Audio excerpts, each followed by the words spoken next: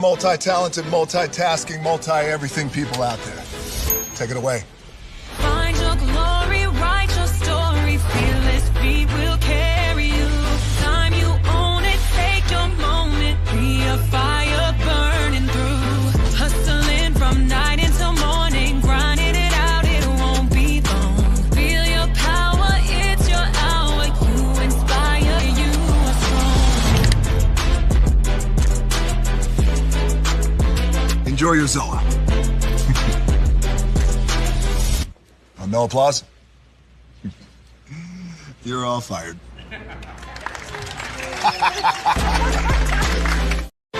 Now that you've reached the stage in your life where quality television is important, Nubian TV is a black network that speaks to your lifestyle.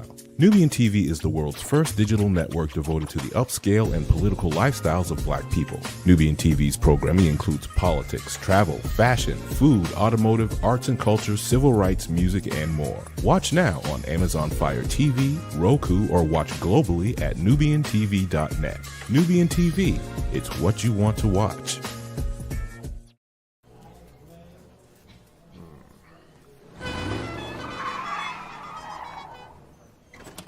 Come with me if you want to live a more delicious life.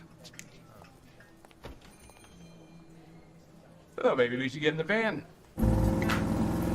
In this world, we don't get to control much.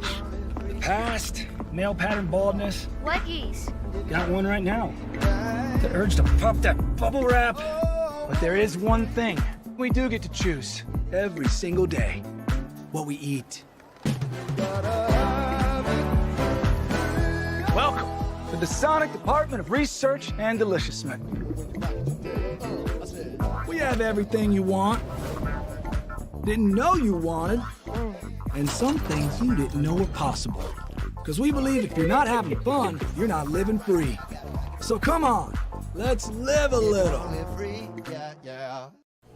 Hey, good morning, America.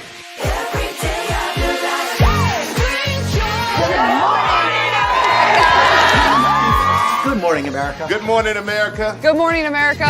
Money! Are you ready? They are ready. Covering the biggest events in the country right now. There's a lot going on here. It's always a good time. That's what the show's about. That's good. Really good. Very good. Coming in hot, Jimmy, coming in hot. It's far from elementary. Oh. Good morning, America. I'm not going to try to strut like Michael or anything. I have known George a long, long time. Have you ever gotten him to dance? Look at that face. You don't just see it, you feel it. I'm in. I'm in. I'm in too. I'll be there. I am here and so happy. I'm in. I'm in too. I'm in. That tells you something when Snoop Dogg's in. Michael, George, where? Ginger.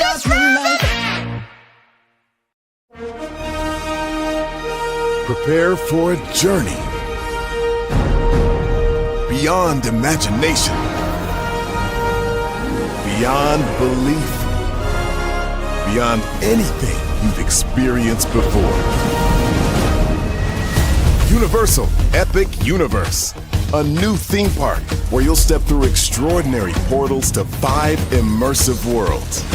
Prepare for a cosmic voyage of discovery, an isle of fire-breathing excitement, a shadowy world of monsters and mystery, new wonders in the wizarding world, and a new way to play. Plus the splendor of a magnificent resort hotel overlooking the park. It's all new excitement at Universal Orlando Resort. A week's worth of vacation thrills with 4 amazing theme parks, a variety of spectacular themed hotels, and incredible dining and entertainment. It's all at Universal Orlando Resort, where you'll find new adventures every day. Explore the astonishing worlds of Universal Epic Universe at Universal Orlando Resort.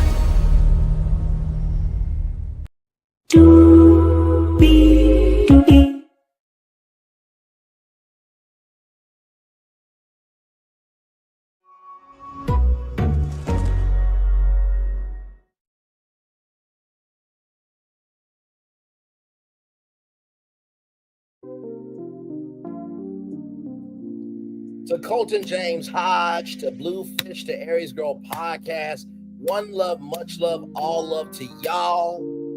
I had to take care of some business.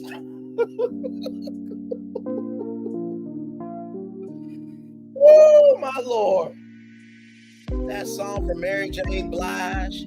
Ooh, there's a special place in hell for you.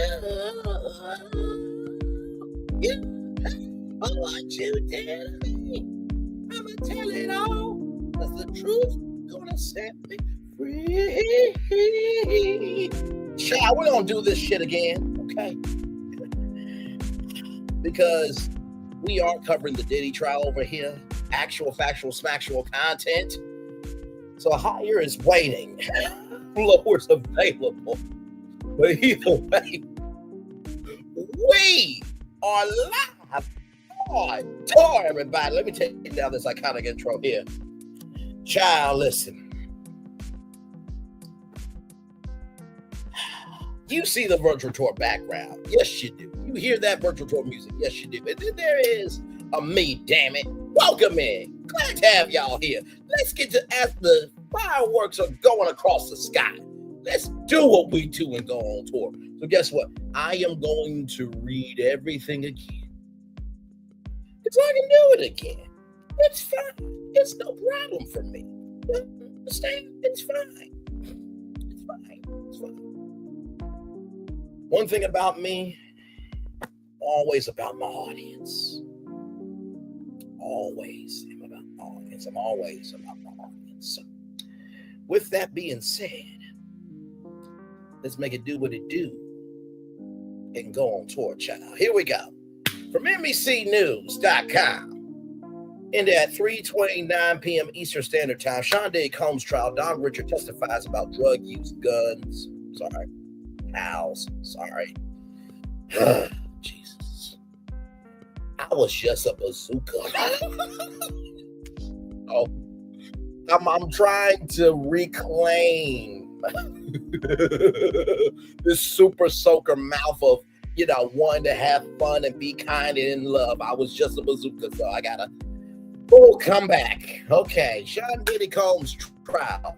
Don Richard testifies about drug use, pals, and Casa Ventura beatings. The former Daddy Kane member faced a tough cross-examination from the defense, and also on the stand today were Ventura's former friend Kerry Morgan and Combs' former assistant David James. Here is where the sex trafficking trial stands. Child, I'm so gone.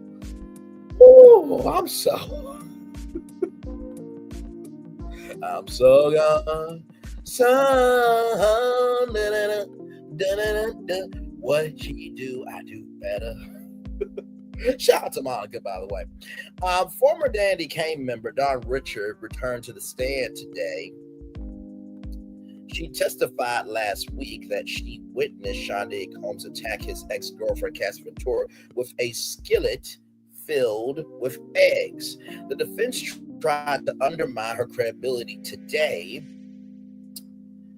by highlighting inconsistencies with her statements and her attempts to continue working with Combs despite the alleged violence she witnessed.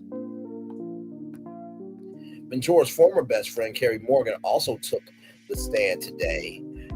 She described multiple instances where she said she saw Combs physically abuse Ventura, and a time where she herself was allegedly attacked by Combs. Morgan also testified that Ventura was also jealous of Combs' ex-girlfriend Kim Porter, and that Combs was jealous of Ventura's relationship with actor Michael B. Jordan.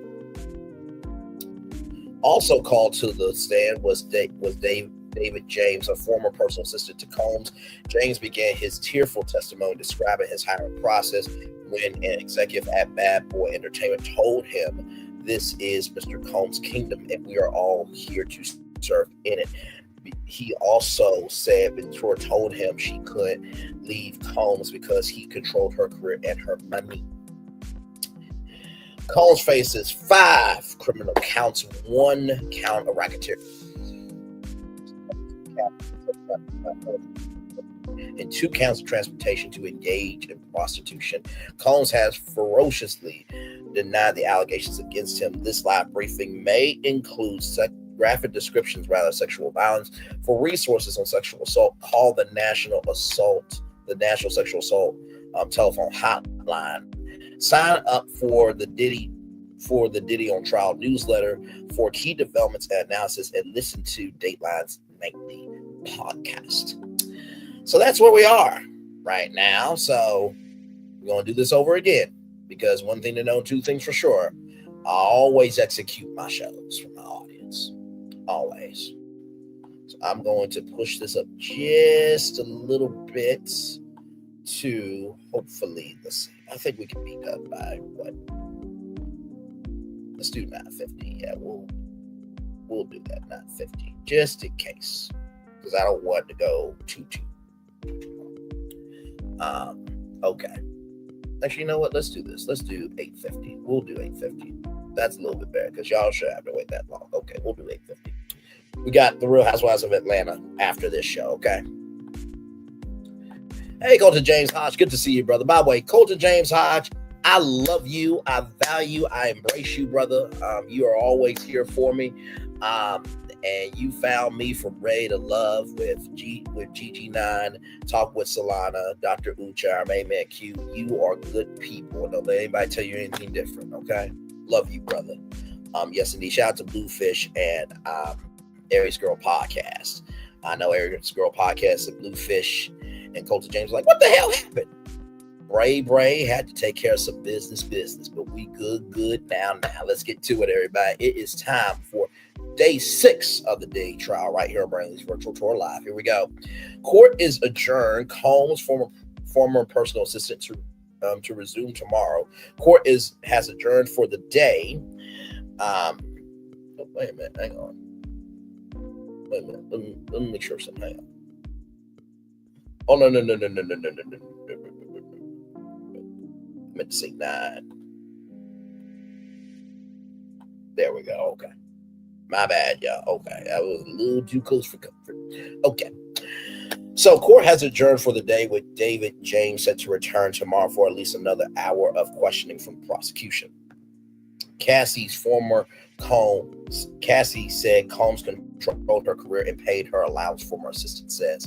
David James recalled the first time he interacted with Cassie Ventura while he was Combs' personal assistant. It was in Miami when Combs rented a yacht to try to impress her, James said.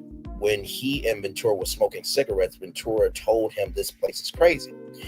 When James asked why she did leave, if she thought it was so crazy, Ventura told him she can't. He controls my career and pays my allowance and pays my rent, she said, according to James' testimony.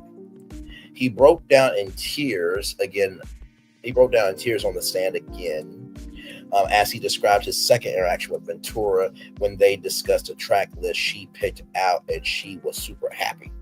James also testified he heard Combs talk about Ventura to a friend during a car trip in LA, describing her both as his queen and being very moldable.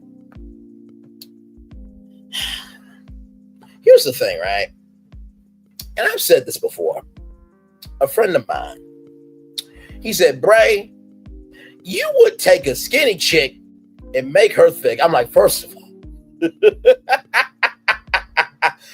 all, you funny as hell. And I just laughed at, because I'm just like, I like thick women, like what it is. I like them grown. Like, I just found out that Jack A. Harry and Ray J got it in, and I'm just like, you know what, Jack A. Harry could get, just like Kim Whitley could get. I'm not mad at it. Numero uno, solo dolo, the champion is Jill Scott.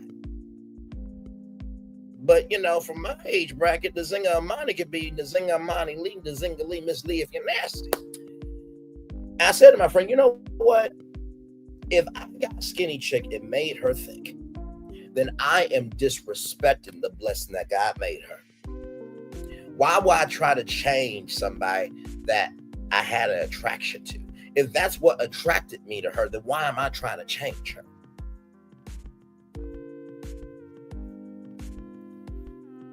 Just keeping it a buck. Former assistant said he was, oh yeah. Yes, okay, my bad. Okay. Former assistant says he was told this is Mr. Combs' kingdom and we are all here to serve in it.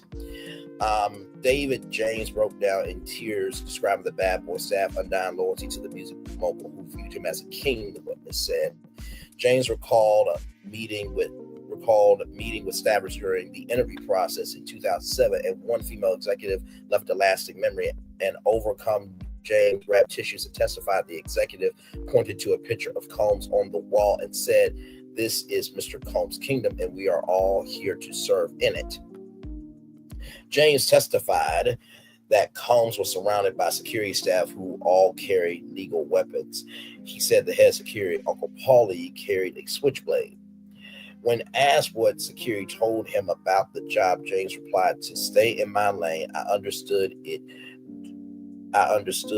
Do what I was hired to do, and only that job." So being the personal assistant, right? There's a lot of things, right? You know, for example, hey, somebody's at the door. That would be a butler. But if you don't have a butler, hey, your personal assistant will get the door. Going to get, not Uber Eats job, but going to get, stuff to eat, stuff for the dog, personal assistant there, going to pick up dry cleaning, stuff like that. So when David James said this, I'm just like, he had you do more than one thing, Danny.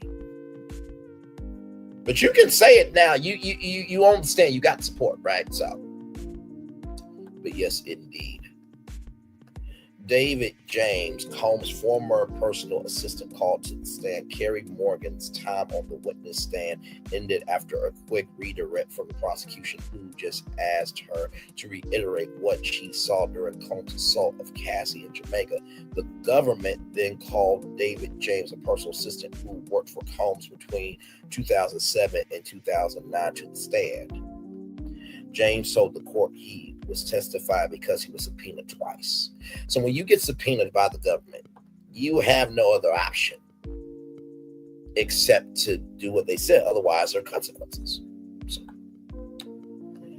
Morgan said Cassie was not supportive after Combs allegedly beat her with a wooden hanger.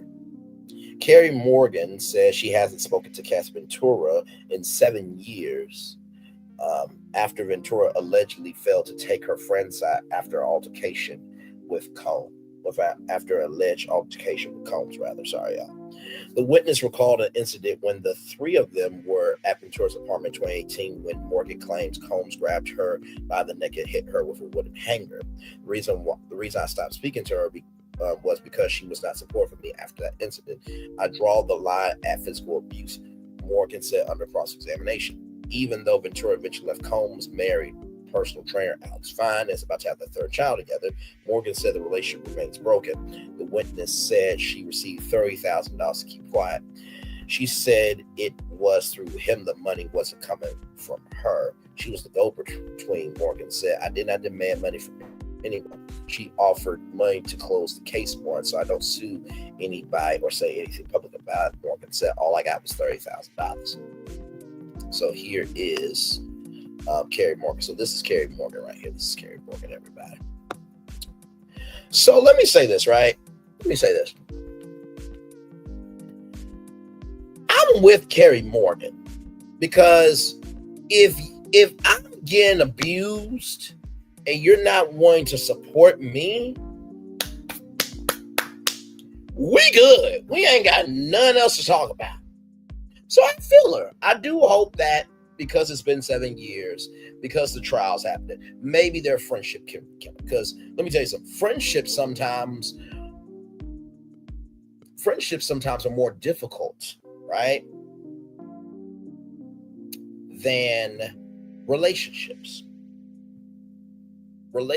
Friendships hurt harder than relationships.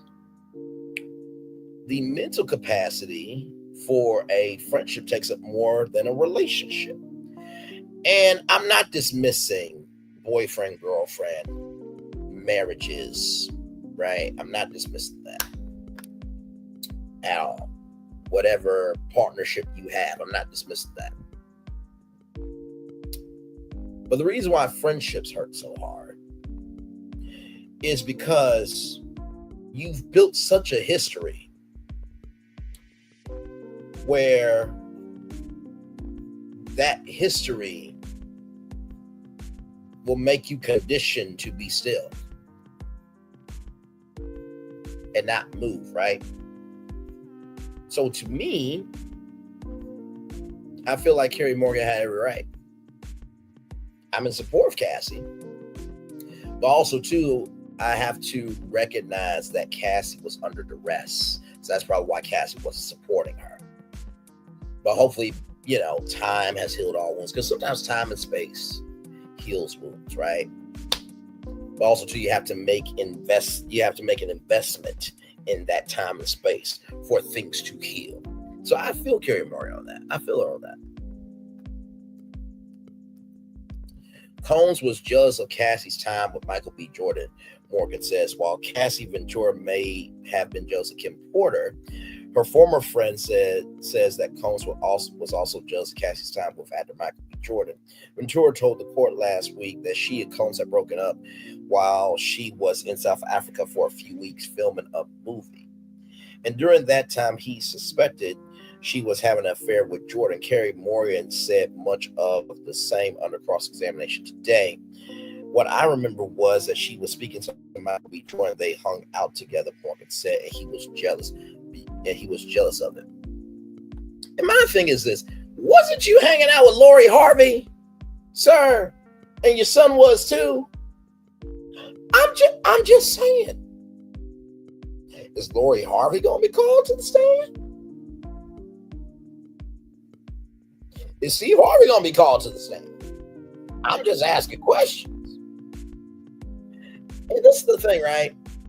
For Diddy to say that, you know, the swinger lifestyle enticed him, and they can swap partners, but yet he got mad when Cassie had another partner. Sir, that's what we do. Okay, cool.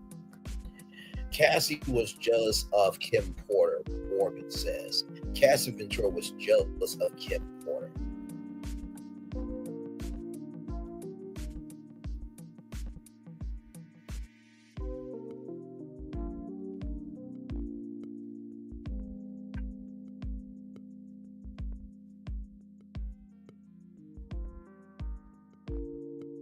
Sorry, So yeah, Cassie was jealous of Kim Porter, Morgan says. Cassie Ventura was jealous of Kim Porter, Combs' ex-girlfriend and mother to 3 of his children, according to Carrie Morgan. Defense lawyer Mark Fellow asked Morgan if Cassie was ever jealous of Porter. Passed away in 2018, rather. I'm sure Morgan said, yes, she was jealous because she could never go to the New Year's Eve parties. Porter was the mother to Combs' children, Christian and twin daughters, Justin and Delilah. So here's Kim Porter here. Morgan returns to the stand for cross-examination. The prosecution ended its direct questioning of witness Carrie Morgan just moments after she returned to the stand this afternoon. Combs' defense attorney Mark Fellow will cross-examine Cassie Ventura's best friend. You know, I gotta pull up the clip. I got to. I got to. Like, for this man to cross-examine somebody on was Cassie jealous of Kim Porter, right? When Diddy was stringing Cassie along for all these years, when this dumb fuck right here, this so-called attorney said this in a publicly available, able to be watched documentary. Okay, let me play it for y'all, because I'm like, child, this is what we do. This is what we do. Okay, give it a moment, y'all, as it loads. Give it a moment, because I just can't.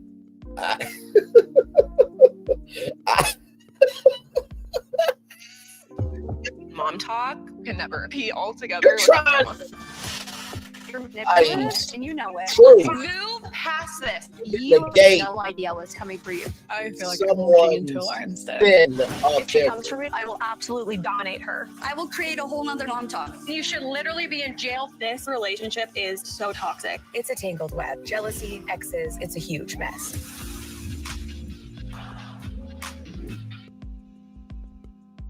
This is the type of indictment you would expect from someone in the mafia. I don't know that I could keep him off the stand. He is Someone in the mafia. This woman is gorgeous. Moving on.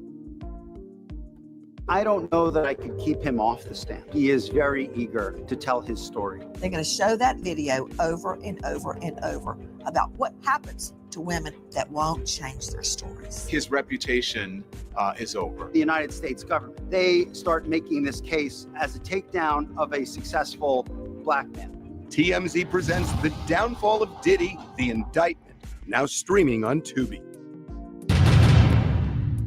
They call them freak-offs. But, you know, back when I was a kid in the late 70s, they were called threesomes. If these are genuinely Oh, my threesomes, Lord. how do you explain 1,000 bottles of baby oil? I don't know where the number 1,000 came. The U.S. attorney said it. I can't imagine it's thousands. I mean, you know, and I'm not really sure what the baby oil has to do with anything. They're essentially saying it's a lubricant for an orgy.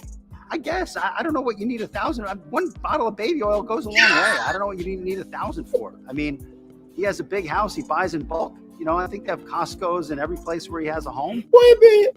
I want y'all to hear that 2 more times. Hang on. Came. The U.S. attorney said it. I can't imagine it's thousands. I mean, you know, and I'm not really sure what the baby oil has to do with anything. They're essentially saying it's a lubricant for an orgy. I guess. I don't know what you need 1,000. One bottle of baby oil goes a long way. One more time. Just one more time. Imagine it's thousands. I mean, you know, and I'm not really sure what the baby oil has to do with anything. They're essentially saying it's a lubricant for an orgy. I guess. I don't know what you need 1,000. One bottle of baby oil goes a long way.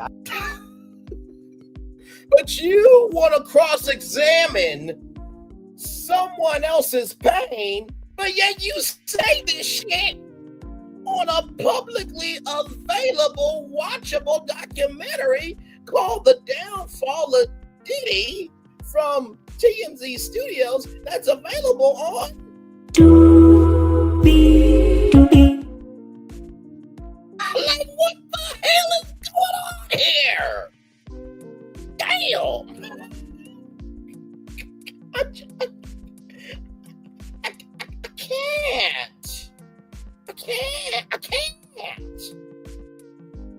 Court's back in session. Both sides have returned from lunch, and court is back in session. Morgan will return to the witness stand, but Judge Aaron Surian is first listening to arguments for a motion. Court adjourns for lunch break later than planned. Judge Aaron Surian adjourned the court for a 30-minute lunch around 12:35 p.m. Eastern Standard Time. Slightly later than planned, Surian told attorneys that he hoped court would adjourn for lunch at noon now, that the court will for lunch at noon now, rather, that the court will adjourn at 3 p.m. Eastern every day. Now, unless you have that in writing and both sides are agreeing, and listen, I'm not a lawyer, go to Pam Esquire, go to lead attorney, go to people who do this, okay? I'm giving you this from the social point of view, okay? That's what we do over here. Unless there is something ironclad, it might go to 5 o'clock every day. But then again, he is a federal judge, so what he says probably goes. I'm just saying from the outside looking in. Okay. Now, Combs gave Morgan a concussion in alleged wooden hanger assault and paid her off. Carrie Morgan recounted the alleged assault she personally endured from Combs that ended her almost 2 decades of friendship with Cassie Ventura. Like I said, Tiffany Red is also a best friend of Cassie Ventura, so I wonder if she would be on the stand as well. And Young Miami, you know people weigh on you, right? And I will just say this, right, to DJ PD Epidemics. If Young Miami gets on the witness stand for this trial, her testimony will be believed before anything that comes out your damn mouth will be believed. Okay, just keeping it a buck. Just keeping it a buck. Young Miami versus talking to a 15-year-old greasy on a Discord call. I'm just saying. And you have the Black Dazzle, Black Proxy, and Black Imagination to say about Laura LaRosa that she's this, that, and the third. And I'm just like, bruh, you don't deal with industry people, but motherfucker, you were on the Breakfast Club. What are you doing? You were on Complex. That's a part of mainstream media, you dumb fuck. What are you, a social Republican in entertainment? Well, I don't want to be seen by iHeartMedia and Complex and all these other platforms. I do declare. Bruh, do you know who owns Twitch? Amazon.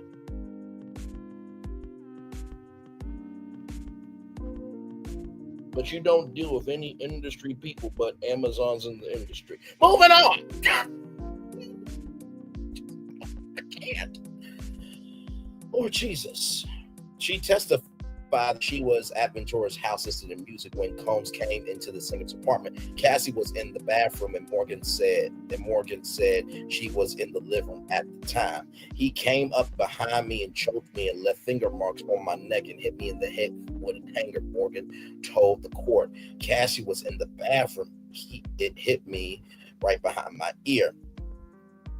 Morgan added that Combs was talking about Cassie cheating on him and she grabbed her personal things and left. She said she went rather to urgent care for a concussion, noting that she was dizzy and vomited a few times. She hired a lawyer but did not file a lawsuit, Morgan said, instead being paid $30,000 from Combs and saying that she signed a non-disclosure agreement. We haven't spoken since, Morgan said. The last time I spoke to Sean was the night of the assault. And the last time I saw Cassie was when I signed the NDA, the non-disclosure agreement. Cassie didn't feel she could leave Combs because of her job, Morgan says.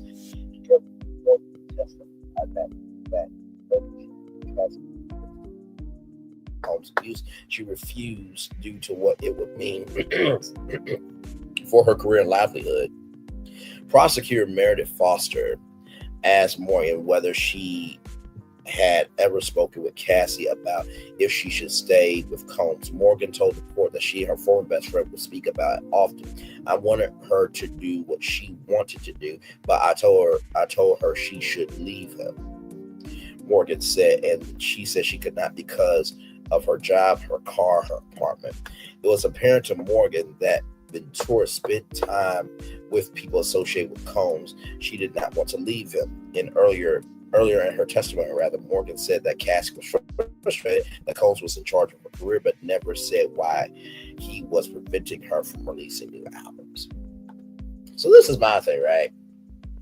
You were so big, bad, and bold to determine somebody's career, but yet you told them to wait for them to have a career. If you're the alpha and omega of hip-hop, then you should be able to do it. Because quite frankly, I believe that LL Cool J could do LL Cool J's Rock the Bell records and whoop ass on Bad Boy Records any day of the week. That ends in Y. That's every motherfucking ass day. So, what are we doing here? Like, LL Cool J has done more for rap than P. Diddy did. I mean, LL Cool J has done NCIS Los Angeles. They wanted to be an actor. If Paramount was smart, but they're not that smart. Because do you know why? They're in... Come close. $14.9 billion in debt. They were smart. They would turn Pop TV into LL Cool J's Rock the Bells television network. As the fireworks are going off behind us, ladies and gentlemen. Yes, indeed. But he's not that smart, though. Not that smart. Not that smart. Not that smart. Okay. So let's roll on. Let's roll on.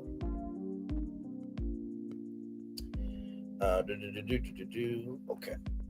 Morgan recalls multiple acts of violence by Combs against Cass. Carrie Morgan described multiple incidents of Combs allegedly flying off the handle of being Cass and Ventura with seemingly no provocation.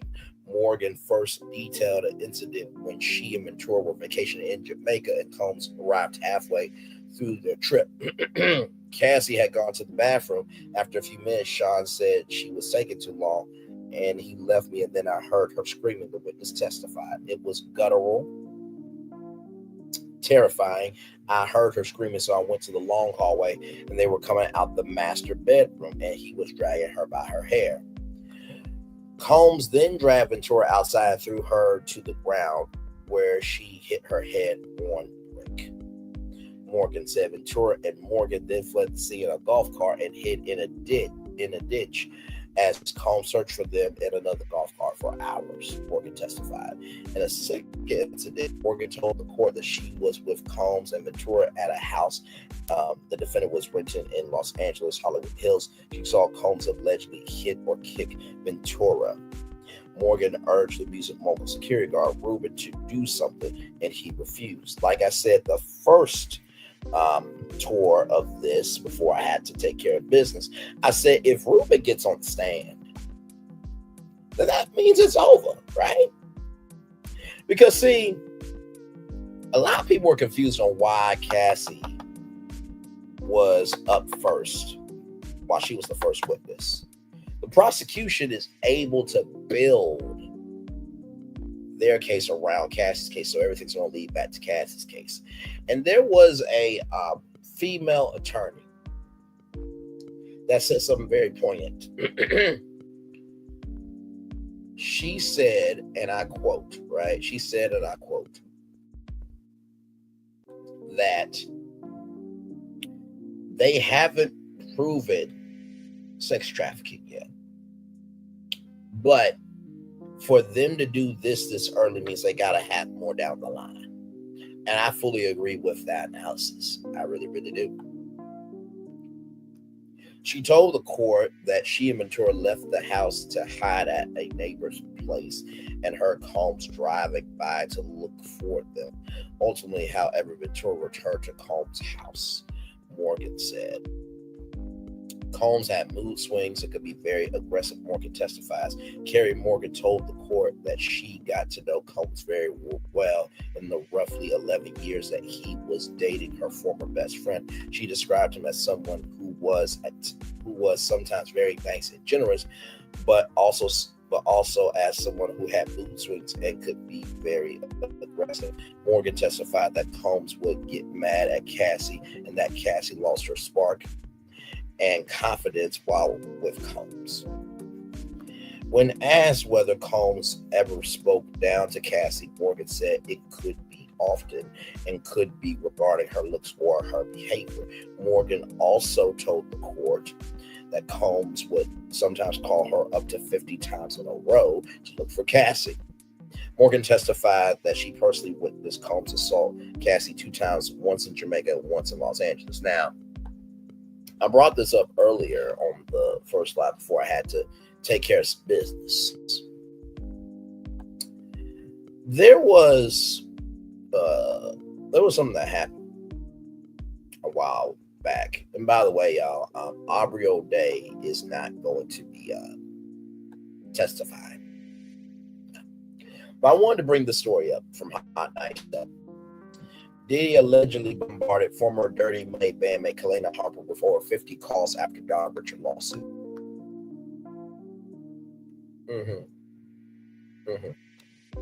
According to the neighborhood talk, shout out to the neighborhood talk, by the way, The assistant U.S. United States District Attorney states that Diddy allegedly called Kalena Harper, a former member of Dirty Money. That was the name of the group, but Dirty Money, 54 times in a single day. So, what does that tell you, ladies and gentlemen? What does that tell you? What does that tell you? He's done this before, in the words of Dr. Phil, which, Dr. Phil's like, he's like a meat market. You gotta choose the meat that you want. But sometimes there is good meat at the meat market. Past behavior predicts future behavior, right? So yeah, that tracks out. And I'm kind of wondering if the prosecution and the defense are pulling up articles and stuff, because like I said, that clip about one bottle of baby oil goes a long way. I wonder if they will pull that up in court. Now, of course, Marco Felio will probably try to spin it and be like, guys, I was asked my opinion, right? I was asked my opinion, right? I have the First Amendment, right? Say what's on my mind, right? Okay.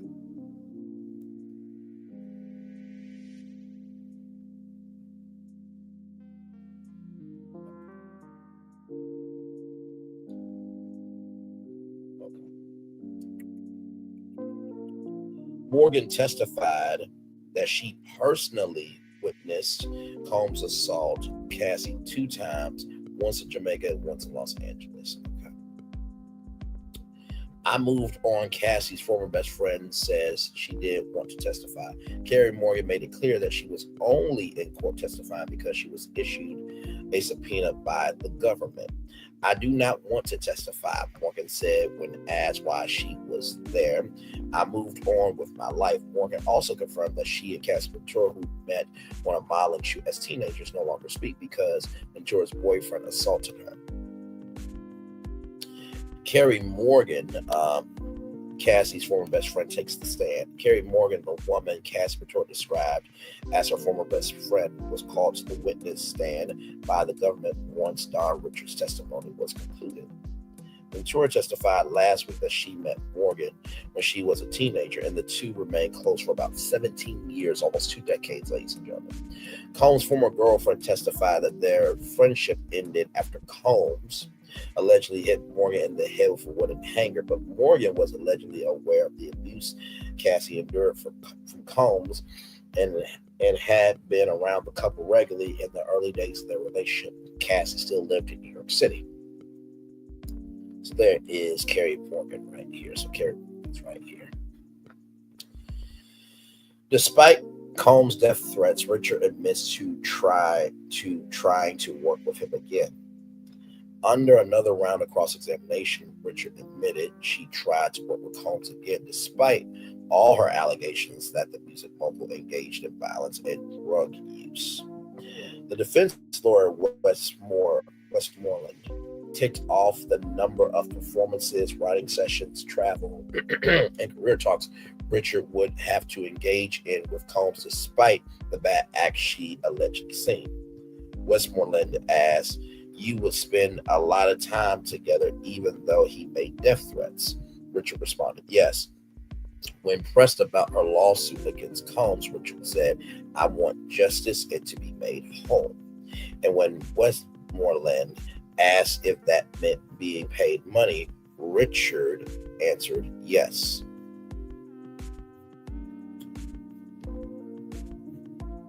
Richard said she repressed memories of Combs due to trauma. Federal prosecutor Mitzi Steiner picked up questioning Richard following a tough cross-examination where defense attorneys attempted to undermine Richard's testimony by pointing out inconsistencies in her retelling of events.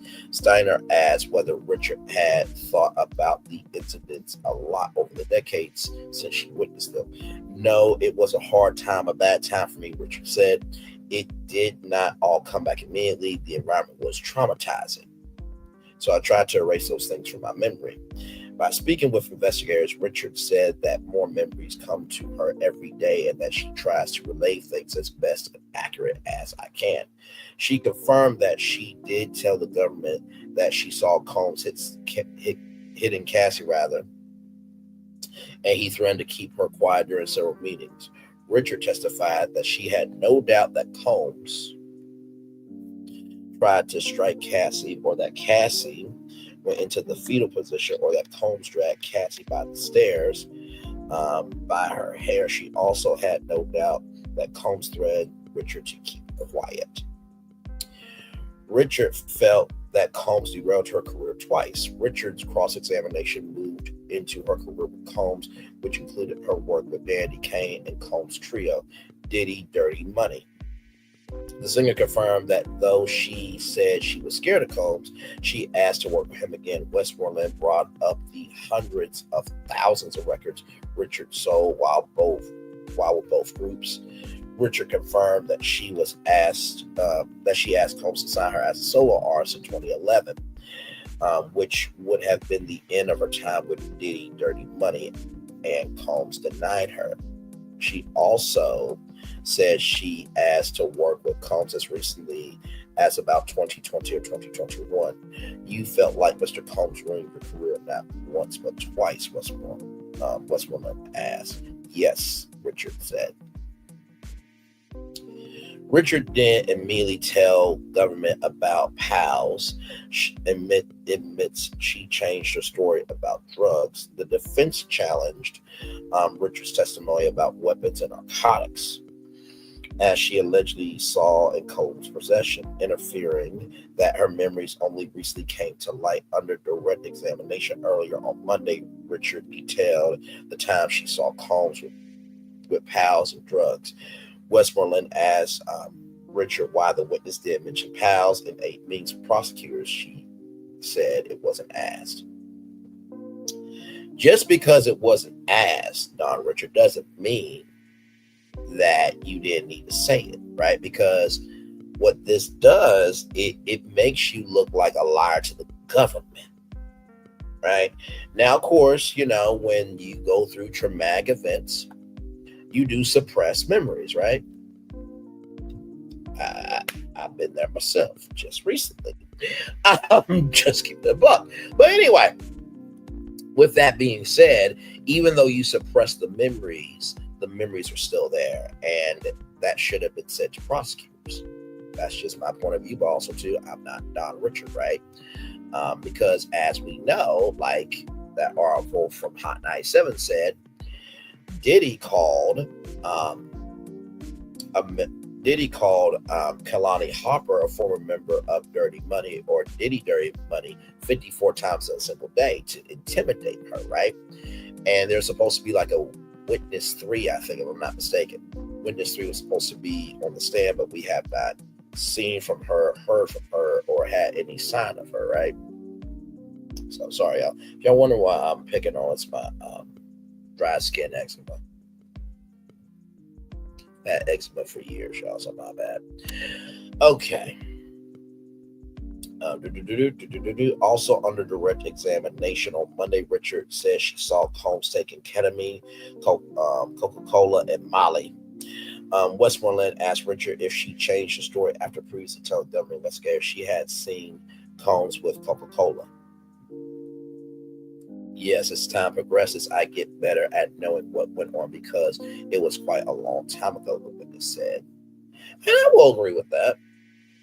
I will definitely agree with that for sure. Defense pushes back on Richards, saying Combs threatened her with people go missing, right? Combs' defense is attempting to catch inconsistencies in Richards' direct testimony, this time with the allegation that Combs said to her that people go missing, and that they could die after witnessing a fight between him and Cassie Ventura. Westmoreland pulled up interviews Richard had with prosecutors in October and March, where she also recounted the same incident with a skillet. Westmoreland pointed out Richard said in the interview that Combs said this was a love thing, but no mention of people going missing in her interview. That's not true. I don't recall saying that, Richard responded. You didn't tell prosecutors that Sean Combs said people go missing. Westmoreland continued, I did remember what Richard told the court, later stating that she remembers everything I am telling you now. Like I said before, Diddy threatened the editor-in-chief of Vibe magazine. You can look that up.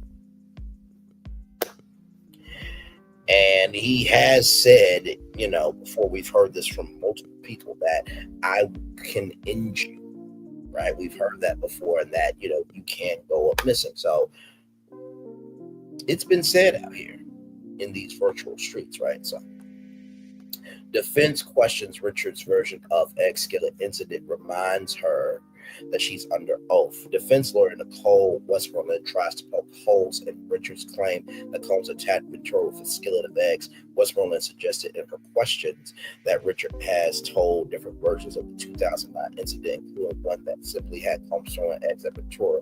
Richard told the jurors on Friday that she saw Combs try to hit Ventura with the skillet. Westmoreland reminded Richard that she is under oath, and then asked if she changed her story over time. Richard responded, I said the best that I could recall. Defense begins cross-examination of Richard. Combs' attorney, Nicole Westmoreland, began cross-examination of Richard and picked up where prosecutors left off Richard's lawsuit against Combs. Westmoreland asked if Richard was aware there was a pending motion to dismiss her lawsuit. A standard practice with civil suits, but Richard said she did know. Defense then began a line of questioning in an attempt to undermine Richard's testimony last week that she witnessed Combs throw a skillet at Cassie. Westmoreland asked if Richard's allegations have changed over time. Westmoreland said that in a letter sent to Combs, Richard alleged that she heard a pan hit the wall but didn't see it. Richard responded to the series of questions that she wasn't aware or didn't recall what Westmoreland was referencing. Correction, May 19th, 1:47 p.m. Eastern Standard Time. A previous version of this live blog misstated Richard's testimony Friday. She testified that Combs tried to strike Ventura with a skillet, not that he struck Ventura. Either way, this skillet thing happened, right? Because like I said, there's a lot of people that were in Miami and California. And I'm sure he had a place in, Martha's Vineyard. By the way, if you don't know about Martha's Vineyard, that's our territory. I did not know that for a long time because I kept seeing Martha's Vineyard summer house on Broadway. I'm like, what? Why the hell are we at Martha's Vineyard? Turns out, we black people made it a place. The things you learn. Yes, indeed. Richard said that she's seeking justice, not a big civil court payout. Richard ended her direct examination by saying she's seeking justice in the hopes of inoculating Richard against defense claims that she be biased against Combs due to her federal lawsuit against the music mogul. Assistant U.S. Attorney Mitzi Steiner asked the witness what she hopes to gain from testifying. Steiner asked Richard if she's expecting any compensation for her testimony. I'm expecting justice. I don't advocate for violence, but I do advocate for justice. I don't advocate for violence, but I do advocate for justice. I don't advocate for violence, but I do advocate for justice. Hashtag cause some good trouble. In the words of Congressman John Lewis, rest in peace to that good brother. Yes, indeed. Combs supplied with drugs from a buy dealer named One Stop and was surrounded by pals, Richard says. Prosecutors returned to questioning about Combs' drug use, or rather his offers of drugs to other people while Richard was on the stand. Richard testified that Combs would have a drug dealer named One Stop deliver a range of substances to the recording studio, including Coca-Cola and grass. She also told the court that Combs or his assistants would carry a Louis Vuitton pouch filled with drugs. Cassie Ventura referred to the Louis Vuitton pouch as Combs' med bag during her testimony last week. Prosecutors then asked if Richard ever saw a weapon while with Combs. Richard said she saw firearms a few times and that Combs' bodyguards had them and held them in their lower back. Cassie told to wait her turn for an album. Combs' employees did stop violence, Richard says. Combs would angrily tell his then girlfriend Cassie Ventura to wait for her turn for recording an album, Richard said. When Richard would support Ventura's musical aspiration, Combs didn't like me talking with her about that, the woman said. So you don't expect an artist to talk to an artist about music? But aren't you a music producer though? You would. Okay.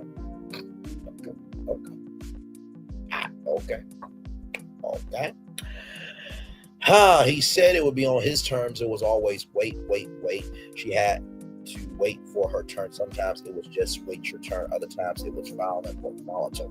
She said witnesses said numerous employees of Combs and his Bad Boy Records witnessed his violence against Ventura and no one stepped in. Richard's testimony could help bolster the prosecution's narrative that Combs committed racketeering conspiracy by using his multifaceted business empire to coerce and control women for sex. Richard was in two different music groups formed by Combs. Richard is likely best known for her time performing with the girl group Dandy Kane, but she was also another musical group in the mid-2000s. She got her start with Combs through his reality show Making the Band 3, which was on MTV. I'm sure Paramount Global has been subpoenaed. I'm sure. Because here's the thing about reality TV shows. Reality TV shows, they tape 12 hours, right? 12 hours on a good day. 14 hours on a bad day. Okay. So, with that being said, and I remember reading an article about 47 The Apprentice and how there was unaired footage. So that's why I'm saying Paramount Global and MTV probably has gotten subpoenaed. I'm just saying. Which is how Dandy Kane formed the group. Had two relatively popular albums between 2006 and 2008, but disbanded in January 2009. Combs then briefly formed a trio with himself, Richard, and Kalani Harper. The same year it was announced Dandy Kane broke up. That lasted until roughly 2012, and Richard released a solo album called Golden Heart the next year. So yes, there. By the way, this is Don Richard. This is the person who's on trial. This is Diddy, and then that's Kalani Harper right there. So those are the three people there. Okay. Women in Dirty Money wore sunglasses solidarity with Ventura after being, Richard says. The two female members of Diddy Dirty Money wore sunglasses alongside Cassie Ventura during a Central Park appearance as a way to support her, Richard testified. According to Richard, Ventura was punched in the face by Diddy at his home in 2009. Ahead of the event, Diddy's former girlfriend had swollen eye that Ventura used makeup and sunglasses to hide. Richard told the court, we wore sunglasses to have solidarity with her and have a support system because she needed it, Richard said. Beatings from Combs often triggered by Cassie speaking up for herself. Don Richard said she regularly witnessed Combs lashing out at Cassie Ventura over the years. Often after his then girlfriend would voice her opinion, frequently he would punch her, choke her, slap her in the mouth, kick her, punch her in the stomach, Richard told jurors. It could be because Cassie was speaking up for herself. It could be random. It could be if she had an opinion for herself. Richard said she would be quiet, and when she had these moments of trying to stick up for herself, he would hurt her for it. This is just the 6th day. These testimonies are very solid, right? Because what the defense is trying to allege is we know he did bad stuff. Right? We know he did DV, but did he commit an actual factual crime? And consistency creates traction. That traction creates motion. So these testimonies are creating traction, which is making motion for the trial to have this vitality of energy. Richard testifies that testifies Combs told her she could die or go missing. Richard recalled how frightened she was when Combs allegedly threatened her and the defendant's then girlfriend Cassie Ventura. The incident happened in 2009, a day after Combs attacked Ventura with a skillet. According to Richard, he said, "You could go missing and that we could die." Richard told jurors, "I was so shocked, but also scared. I couldn't believe this would be the beginning of a dream for us with the group Dirty Money." Richard returns to the stand. After about 20 minutes of a discussion between the judge and attorneys from both sides, Richard was brought back to the witness stand to continue her testimony. Richard wore slacks with a white shirt and an overcoat. Court is now in session. Court is officially in session, kicking off day 6 of Combs' trial.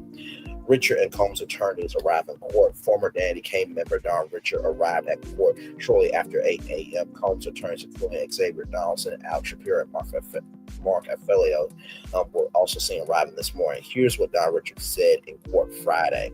Don Richard, a former member of Danny Kane, a all-girl group Diddy created on MTV's Make It the Band, took the stand Friday and testified that she saw Combs physically assault Ventura in his Los Angeles home in 2009. Richard alleged he threw Ventura to the ground and threw a skillet full of eggs at her, put his arm around her neck and dragged her upstairs. "I was scared for her. I was scared to do anything," Richard testified.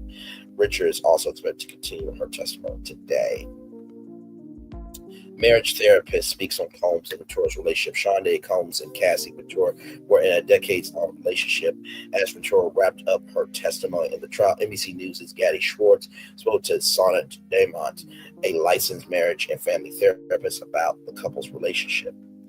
How the Combs trial might affect hip-hop. Combs spent most of his career as an influential figure in hip-hop.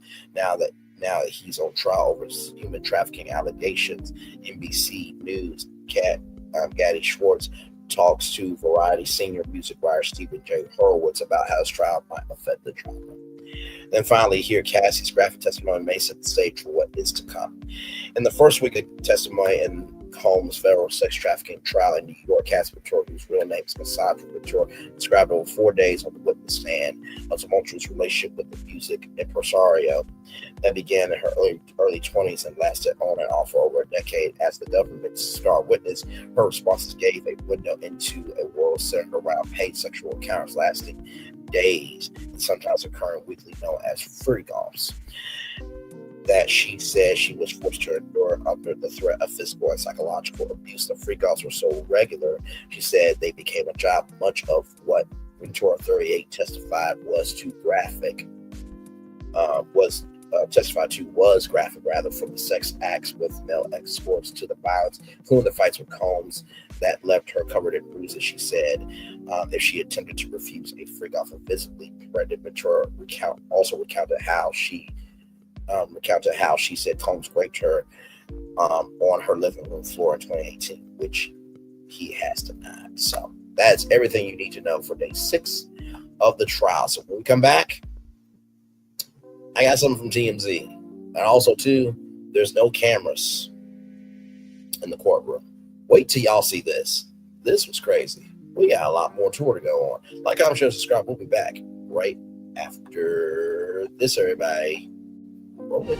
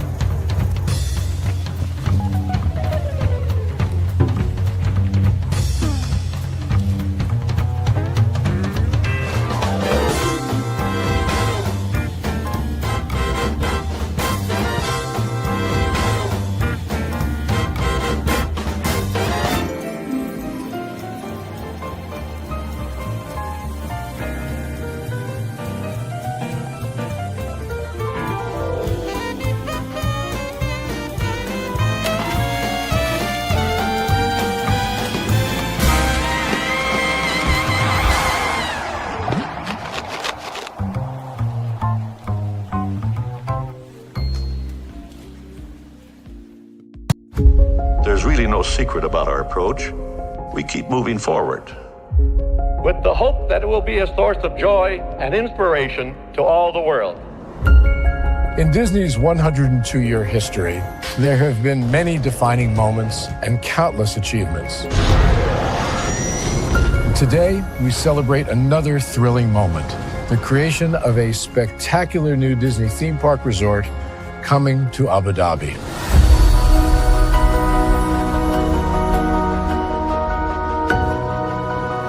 Abu Dhabi is a place where heritage meets innovation, a place where we preserve our past while designing the future.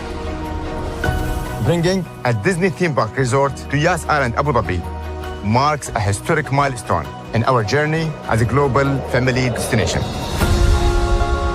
The 7th Disney theme park resort destination represents a new frontier in theme park ambitions. Our resort in Abu Dhabi will be the most advanced and interactive destination in our entire portfolio. The location of our park is incredibly unique. It's anchored by a beautiful waterfront, which will allow us to tell our stories in completely new ways. Ultimately, this project will be a celebration of what's possible when creativity and progress come together. What we are creating with Disney in Abu Dhabi is a whole new world of imagination, an experience that will inspire generations across the region and the world. This collaboration represents a powerful fusion of Disney's unmatched legacy in storytelling and Mira's commitment to bringing world-class entertainment to our guests. Abu Dhabi's vision for the future is to create a legacy for generations to come. Disneyland Abu Dhabi will be authentically Disney and distinctly Emirati. An oasis of extraordinary Disney entertainment at this crossroads of the world. It will bring to life our timeless characters and stories in many new ways, becoming a source of joy and inspiration for the people of this vast region to enjoy for generations to come.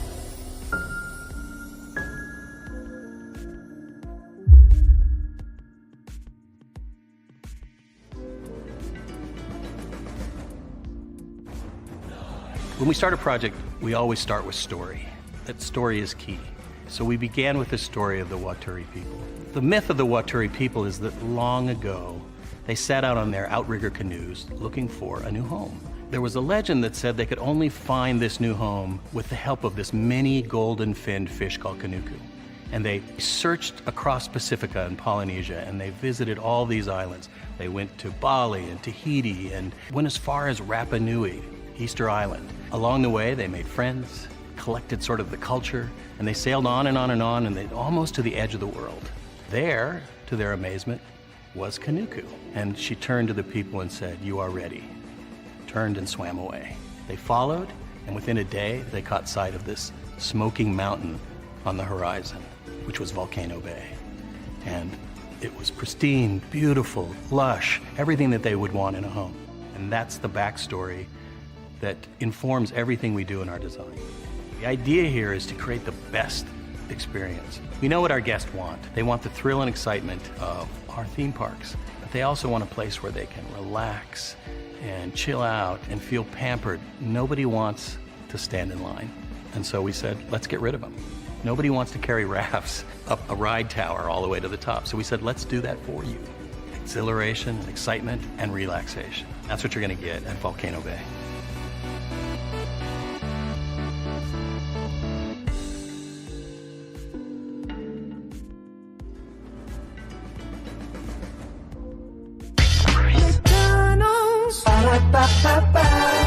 I'm loving it. Loving y'all right back. Welcome back into Braylon's virtual tour live, child. Glad to have all you here. Oh, my Lord Jesus. Child, ooh.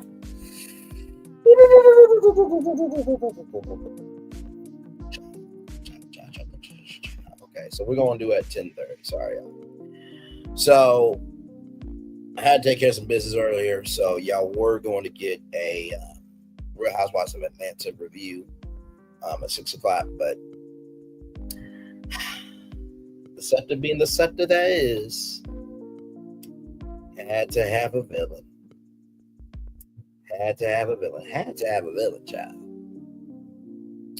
But I think we're good. So, with that being said, everybody, I want to show y'all this from TMZ. Now, this is from the trial. Diddy's hotel trial. Hotel room photos from arrests, drugs, baby oil, and cash. Okay. Federal agents testified that they found drugs, baby oil, lubricant, and cash stashed in Diddy's New York City hotel room after his September 2024 arrest. They took photos as evidence, and now we're seeing what they say they found. So there's the bottles of baby oil there. Let's launch the exhibits. So I'm guessing that's lube.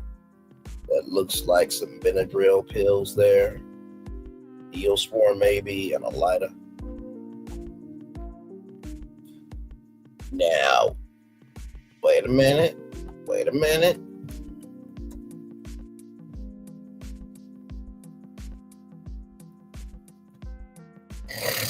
Now, I'm just going to say this. There was a thing called Tussie. Tusi, okay?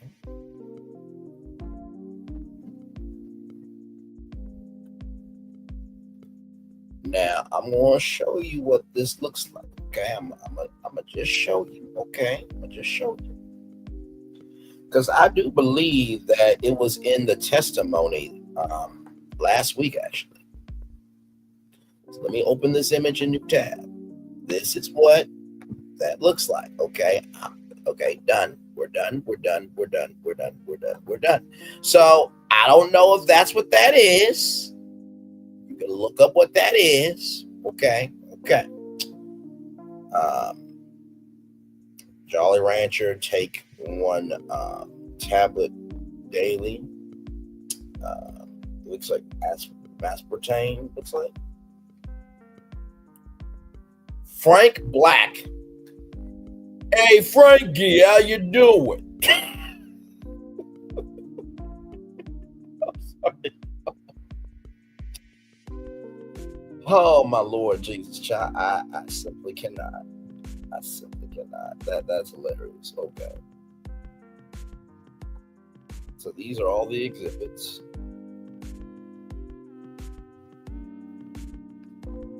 So $100 bills.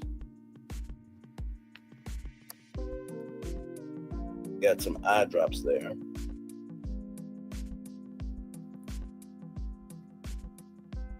So this was the hotel room here.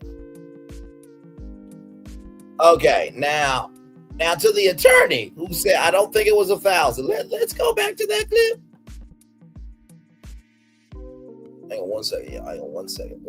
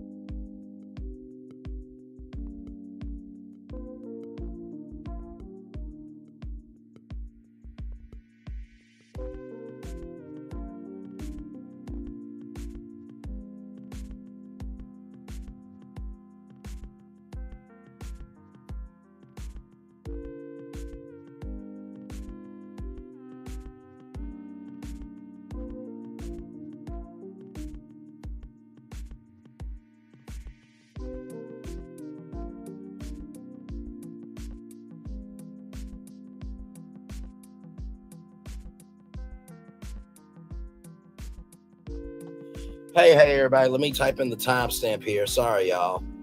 Had a call come in, or I made a call because I needed some support, child. I needed some support. Okay. There we go. So, with that being said, let me set it up for y'all here. Hang on. Let me set it up. Hey, there we go. Okay, so it's at 10:30. Okay, we good on time. We good on time. Okay, so let's go back to this, because here the baby oil bottles, right? And so Mark and Felio said it wasn't thousands. So let's go back to this. It's thousands. I mean, and I'm not really sure what the baby oil has to do with anything. They're essentially saying it's a lubricant for an orgy. I guess. I don't know what you need 1,000. One bottle of baby oil goes a long way. I don't know, thousands. I mean, and I'm not really sure what the baby oil has to do with anything. They're essentially saying it's a lubricant for an orgy. I guess. I don't know what you need 1,000. One bottle of baby oil goes a long way. It's thousands. I mean, and I'm not really sure what the baby oil has to do with anything. They're essentially saying it's a lubricant for an orgy. I guess. I don't know what you need 1,000. One bottle of baby oil goes a long way. Is that one bottle of baby oil?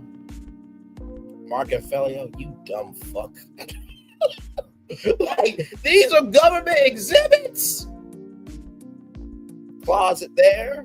I think that was the entryway. Yeah, that was the entrance. Looks like cell phone there. Yeah, looks like cell phone, Apple. That's an Apple TV remote.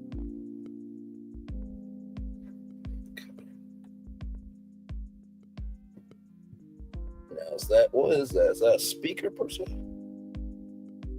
Oh, no, that's a suitcase bag. Excuse me, man. That's a suitcase bag.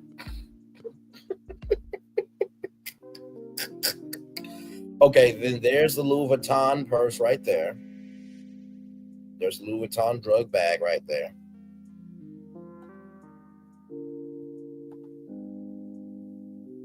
There's his clothes there.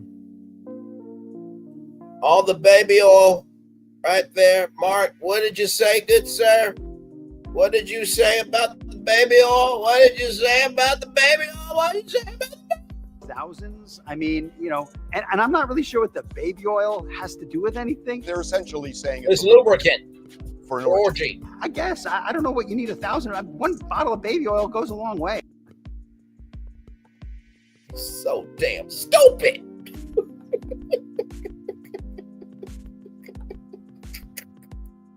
Here's the restroom. Now, we don't know what this is. Is this like a external hard drive? I'm thinking that's what it is. And there it is there. So I want to show y'all that. Now, finally, there is no audio video in the courtroom. So Diddy trial recreated by artificial intelligence video because of courtroom ban. This is from Peter Pixel. Okay. So Law and Crime is providing coverage of the Sean Diddy Sean Diddy Combs sex trafficking trial by recreating proceedings with generative AI. This is crazy. Let's see what this looks like.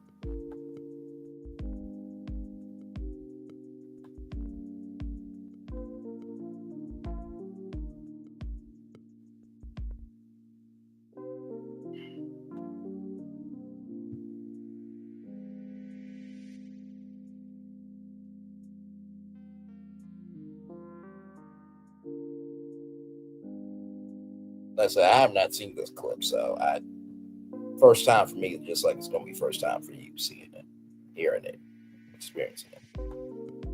Okay.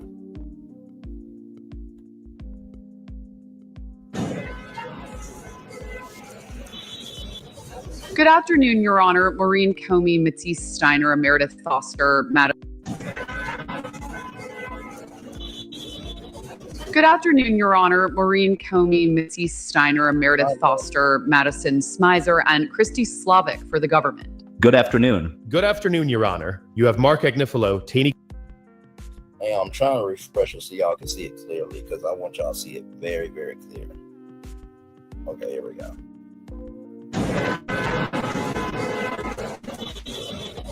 Good afternoon, Your Honor. I don't know why it's not coming up.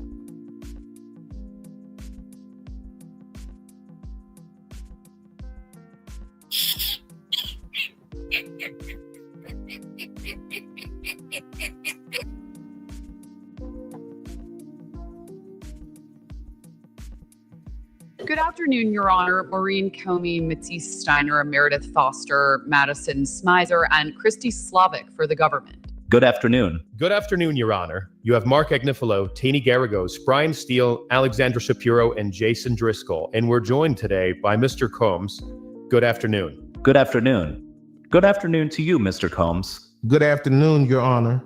Have you heard the questions I asked the government attorney and your counsel and their answers? Yes, I have, Your Honor. That is crazy, bruh. First of all, that's mind-boggling, right? That is mind-boggling, okay? Right here. As there is no real footage from the courtroom, Law and Crime and the Legal and True Crime TV network, which is owned by Dan Abrams, by the way, who used to do Live PD, but now he does On Patrol on the Reels network, has found a new way to bring the drama of Combs' federal trial to the public. The network is releasing artificial intelligence generated videos, recreations of the high-profile trial, which is expected to last 8 weeks, maybe 10 weeks, with a little wiggle room there. Based entirely off of official court transcripts. In a press release, the TV network says it is using artificial intelligence to generate segments to depict the exact words spoken by key witnesses, investigators, and legal figures, ensuring viewers get factual, real-time understanding of what's unfolding in the courtroom. So I'm gonna play it just a little bit longer. I thought this was just fascinating. I'm just like, they actually did this?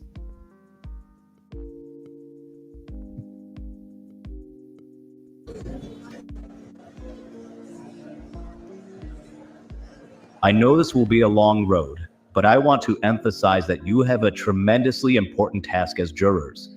It is to determine the facts. You, and not the court, are the sole judges of the facts. The Constitution itself recognizes your unique role in our system of justice.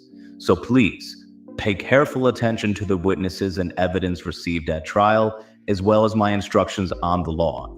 I thank you for your commitment to performing this civic duty and recognize the sacrifices that you have all made to be here today. We will now begin with opening statements. Is the government prepared to proceed? Yes, Your Honor. All right, you may proceed. This is Sean Combs. To the public, he was Puff Daddy, or Diddy, a cultural icon, a businessman larger than life. But there was another side to him, a side that ran a criminal enterprise. During this trial, you're going to hear about 20 years of the defendant's crimes. But he didn't do it alone. He had an inner circle of bodyguards and high-ranking employees who helped him commit crimes and helped him cover them up. Kidnapping, arson, drugs, sex crimes, bribery, and obstruction. These are just some of the crimes that the defendant and his inner circle committed again and again. You are going to hear about all of them during this trial. Let's start now with just one night. The defendant was on the hunt for his girlfriend, a woman named Cassie. Child, I just wanted to play just that little bit. I thought that was just absolutely fascinating. So shout out to the platform Petapixel that covered this story. Never have seen,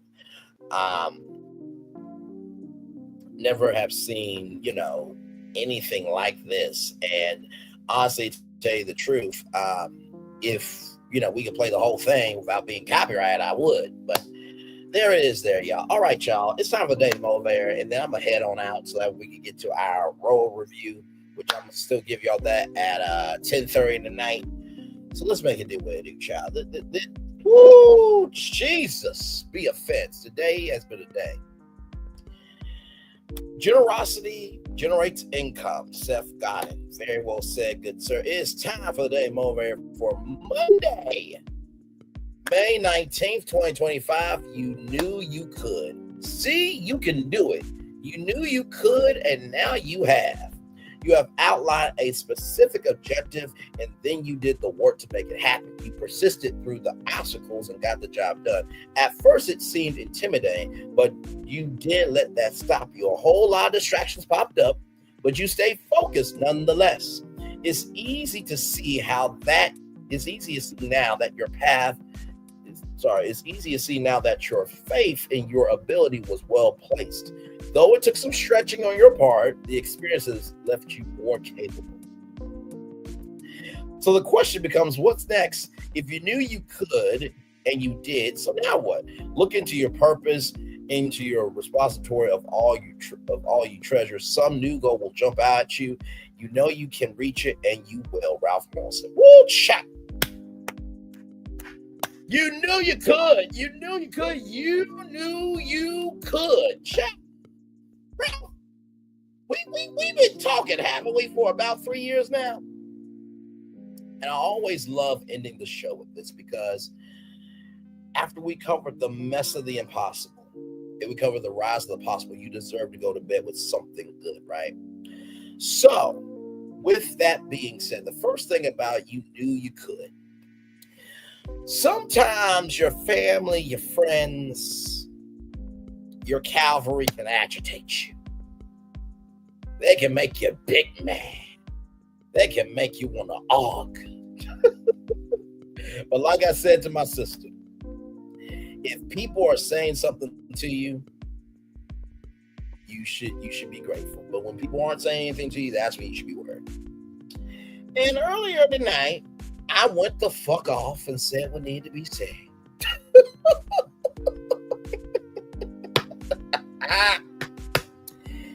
And there was a consequence, because that person felt like I did give the truth according to their faculties of what they could take in as the truth, according to them. There's a consequence for that. But you know what? The problem with perspectives is everything is in the eye of the beholder. And sometimes we negate what we want to just so we can be right, instead of being happy with somebody giving their all. So the first thing I'll say is that you knew you could. Sometimes your family, your friends, and your cavalry will agitate you, piss you off, and make you want to argue. But just because it gets heavy doesn't mean they don't love you. It just feels like they're boxing against you in the ring, when really they're boxing and they're actually helping you in the ring, rather. Second thing I'll tell you about, you knew you could. It's easy to see now that your faith and your ability was well placed. Though it took some stretching on your part, the experience has left you more capable. I mean, listen, we've been here for 3 years now? And I forgot to mention Captain Venus. Shout out to her. Love that sister, value that sister, embrace that sister so much. And when I was on Tea Talk with Your Girls channel, I forgot to mention that I also helped Captain Venus out behind the scenes too. See, noise equals attention. Sound equals to purpose. Stagnant princes and princesses cannot compete with progressive kings and queens. Anyone can be a president, but it takes somebody to be a gift to bless you. So while this experience, it shrinked me, it only shrunk me to be more focused on my square, so I can even be bigger than what people could have ever thought. But bigger than what they could think, I had to recognize I could be bigger for me, right? That's the second thing I'll tell you. And then finally, everybody, finally, look into your purpose. Look into your purpose. Look into your purpose.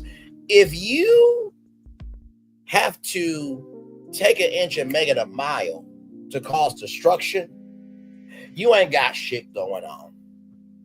You ain't got shit going on. You ain't got shit going on. You can ask for construction when you cause destruction. You can't ask for construction when you cause destruction. You can't ask for construction when you cause destruction. So before we condemn buildings or people, how about we do an inspection check and make sure it was just a light bulb that just needed to be replaced instead of condemning the whole damn building just because we don't like the side of it. But the gag is other people are still going to that building. It's just your ass ain't going to it. With that being said, if it doesn't apply, let it fly. But if you let it fly, it must apply. With that being said, it's time for the best outro on YouTube. Know what you do and do what you know. Never say you weren't born special, because you were always born a blessing. Trust you may not be where you want to be, but by the end of it, you'll be where you need to be. Do what you've been chosen to do. Why is one thing to call yourself? It's nothing to be chosen. One love, much love, all love. I have spent time with you. You have spent time with me. And hopefully by spending time together, we're be great together. And always remember, we're doing radio, television, YouTube, living your best life, or listen. Instead of taking pink Coca-Cola, maybe you should let the Pink Panther be the Pink Panther.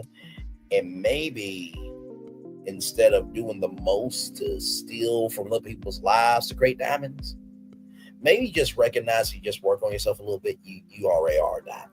Make sure the replay is not just for if you watch it, not just for if you listen to it, but if you want to spirit it again. I love you, I value, I embrace you. I always remember, see love you gotta give it, see love you gotta give it, see love you gotta give it. Where obstacles you have overcome, where success you have achieved upon this particular day. I'm extremely proud of you, but no one else is proud of you. Be proud of your damn self. Finally, y'all listen. That song that Barney sings, I love you, you love me. We're one big happy family. Not everybody wants peace, sanctity, and a genuine order of love in a family. Be careful who you giving your soul to. Soul ties are not just sex. Sometimes it's the investments we make in people. Commercial break and fireworks coming your way for the day that was, for the day that's coming, for the blessings on the way for you, me, all of us, as a society, as a people, as a culture. I feel the love.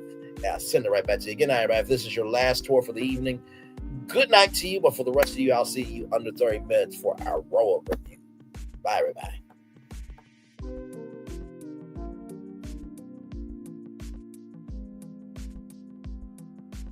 I thought I should tell you they've been talking about you. Yeah, they've been talking about you. They've been talking about the fact that they've done everything they could to stop you and everything they could to block you, but you still win. They've been talking about the fact that they have undermined your success and they have tried to sabotage your seasons, but you keep winning. They've been talking about the fact that even though they don't like each other, they get together to try to kill you, but you keep winning. They've been talking about the fact that you were voted least likely to succeed, but like cream, you keep rising to the top. They've been talking about how they tried to burn your world down, but like the phoenix, you rose from the ashes. They've been talking about you. And you know what they say? Oh, she's just lucky. He's just lucky. But no, you ain't lucky. You're anointed. You got something on you. You got favor on you. You got power on you. You were born to win. Now they can call it luck, but it's grace. They can call it luck, but it's favor. But whatever they call it, it doesn't matter, because you know what God calls you? Do you know what God calls you? A winner. I thought I should tell you they've been talking about you. Yeah, they've been talking about you. They've been talking about the fact that they've done everything they could to stop you and everything they could to block you, but you still win. They've been talking about the fact that They have undermined your success and they have tried to sabotage your seasons, but you keep winning. They've been talking about the fact that even though they don't like each other, they get together to try to kill you, but you keep winning. They've been talking about the fact that you were voted least likely to succeed, but like cream, you keep rising to the top. They've been talking about how they tried to burn your world down, but like the phoenix, you rose from the ashes. They've been talking about you. And you know what they say? Oh, she's just lucky. He's just lucky. But no, you ain't lucky. You're anointed. You got something on you. You got favor on you. You got power on you. You were born to win. Now they can call it luck, but it's grace. They can call it luck, but it's favor. But whatever they call it, it doesn't matter, because you know what God calls you? Do you know what God calls you? A winner. I thought I should tell you, they've been talking about you. Yeah, they've been talking about you.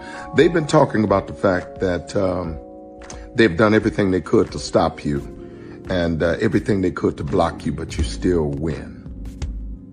They've been talking about the fact that they have undermined your success and they have tried to sabotage your seasons, but you keep winning. They've been talking about the fact that even though they don't like each other, they get together to try to kill you, but you keep winning. They've been talking about the fact that you were voted least likely to succeed, but like cream, you keep rising to the top. They've been talking about how they tried to burn your world down, but like the phoenix, you rose from the ashes. They've been talking about you. And you know what they say? Oh, she's just lucky. He's just lucky. But no, you ain't lucky. You're anointed. You got something on you. You got favor on you. You got power on you. You were born to win. Now they can call it luck, but it's grace. They can call it luck, but it's favor. But whatever they call it, it doesn't matter, because you know what God calls you? Do you know what God calls you? A winner. I thought I should tell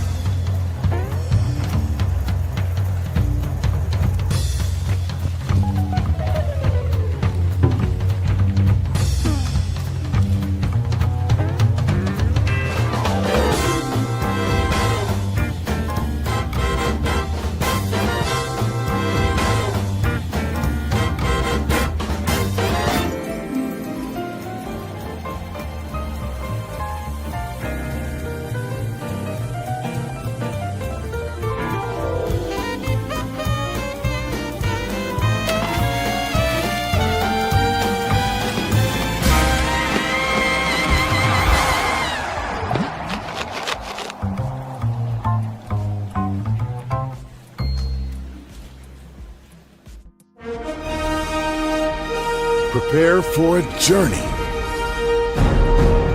beyond imagination, beyond belief, beyond anything you've experienced before. Universal Epic Universe, a new theme park where you'll step through extraordinary portals to 5 immersive worlds. Prepare for a cosmic voyage of discovery, an isle of fire-breathing excitement, a shadowy world of monsters and mystery, new wonders in the wizarding world, and a new way to play. Plus the splendor of a magnificent resort hotel overlooking the park. It's all new excitement at Universal Orlando Resort. A week's worth of vacation thrills, with 4 amazing theme parks, a variety of spectacular themed hotels, and incredible dining and entertainment. It's all at Universal Orlando Resort. where you'll find new adventures every day. Explore the astonishing worlds of Universal Epic Universe at Universal Orlando Resort.